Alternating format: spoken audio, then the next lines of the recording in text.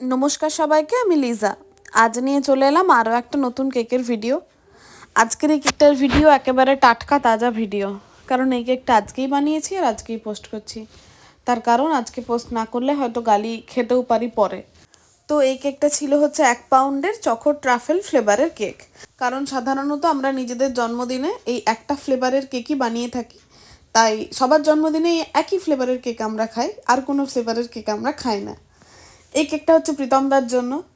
আশা করছি তোমরা colour combination দেখে কেকটার কিছুই বুঝতে পারবে না, কিন্তু আরেকটু পর ভিডিওটা এগালে তোমরা বুঝতে পারবে।